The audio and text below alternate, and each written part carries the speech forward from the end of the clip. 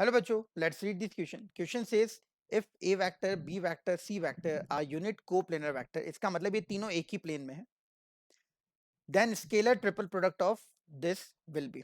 तो ये है 2a माइनस बी, ये है 2b माइनस सी, और ये है 2c माइनस.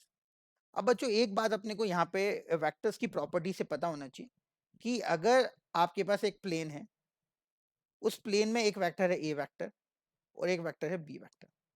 अब अगर मैं कोई भी वेक्टर ए और बी के कॉम्बिनेशन से लिखता हूं तो उसी प्लेन में आता है. भले मैं ए प्लस बी लिखूं, मैं ए माइनस बी लिखूं, मैं 2a प्लस बी लिखूं, 2a माइनस बी लिखूं, मैं 2b माइनस सी लिखूं, मैं 2c माइनस ए लिखूं, ये सारे वेक्टर मतलब लैम्डा ए प्लस म्यू बी, जहां पे लैम्डा और म्यू कोई भी रियल नंबर हो सकता है, बिलोंग्स टू रियल नंबर, ये सब वेक्टर एक ही प्लेन में आएंगे, ए और बी के प्लेन में. Will all be in one plane, सभी एक ही प्लेन में होगी. ये सिंपल सी थ्योरम है.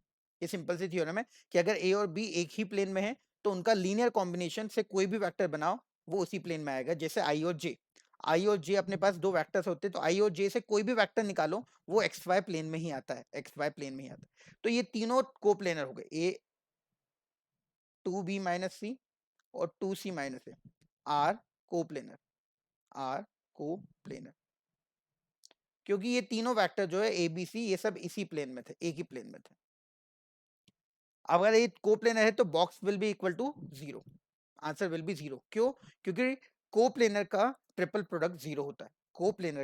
कोप्लेनर का ट्रिपल प्रोडक्ट जीरो होता है. आई होप आपको समझ आया होगा. Thank you very much.